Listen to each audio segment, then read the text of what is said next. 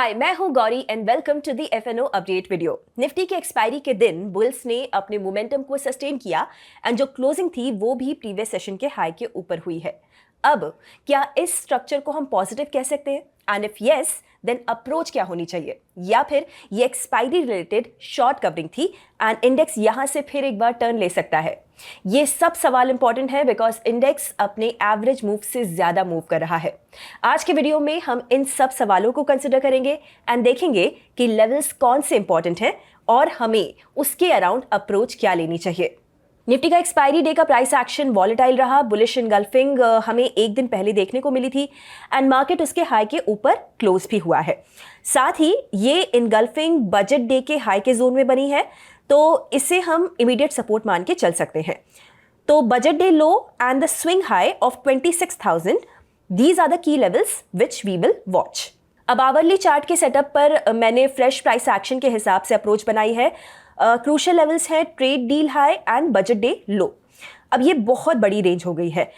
अब इमीडिएटली हमें क्या लेवल्स दिख रहे हैं? फर्स्ट रेजिस्टेंस अराउंड 26,000 एंड 25,350 का ये support zone. This is also budget day high.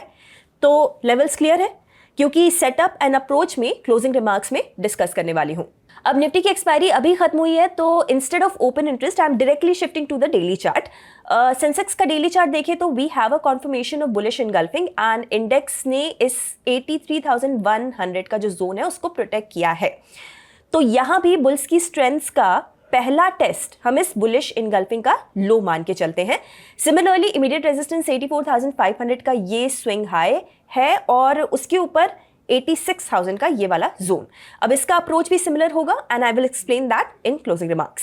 Sensex की 19 फरवरी की एक्सपायरी का ओपन इंटरेस्ट देखे तो we have put base at 83,000 and call base at 84,500। तो ऑप्शंस मार्केट के हिसाब से मार्केट में ये रेंज है फॉर द एक्सपायरी। हालांकि अभी भी सेंसेक्स का डेटा कॉल साइड हैवी है। कैश मार्केट में फॉरेन इन्वेस्टर्स का डेटा देखे तो वी हैव तो करीब 900 करोड़ रुपीस का सेल फिगर हमें मंडे के सेशन में देखने को मिला। अब इस शार्प सेल फिगर के बाद they are net sellers in broad basis, पर एक्सपायरी के करीब वॉलेटिलिटी बढ़ सकती है and some shorts can be covered. तो नेट नेट इनकी सेलिंग जारी है।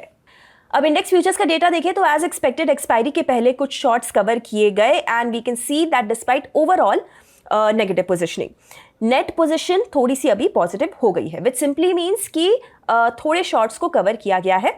Now we have monthly expiry approaching.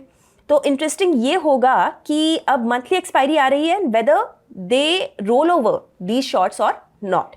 तो देखते हैं, अभी पोजिशनिंग यहाँ से तो नेगेटिव है। Now closing remarks on the hourly chart. हमने जो रेंज डिस्कस की है वो है ब्रॉडली 25,350 से 26,000 की। हमारे हिसाब से इंडेक्स इस जोन में वॉलेटाइल रह सकता है क्योंकि वी हैव मंथली एक्सपायरी वाला वीक।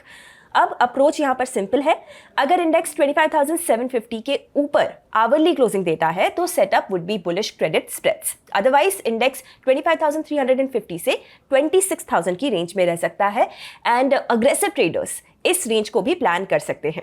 शॉर्ट साइड का सेटअप अब हम इंडेक्स में 25,400 के नीचे ही कंसिडर करेंगे।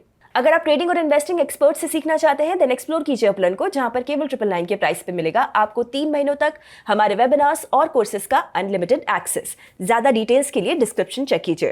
तो बुलिश इनगल्फिंग तो कंफर्म हो गई, अब इसके आगे क्या? मुझे अपनी राय, अपना एनालिसिस कमेंट्स में बताइए एंड ऐसे वीडियोस हर रोज देखने के लिए हिट द सब्सक्राइब बटन। हम कल मिलते हैं ब्रांड न्यू एफएनओ अपडेट के साथ। Investment in securities market are subject to market risks. Read all the related documents carefully before investing.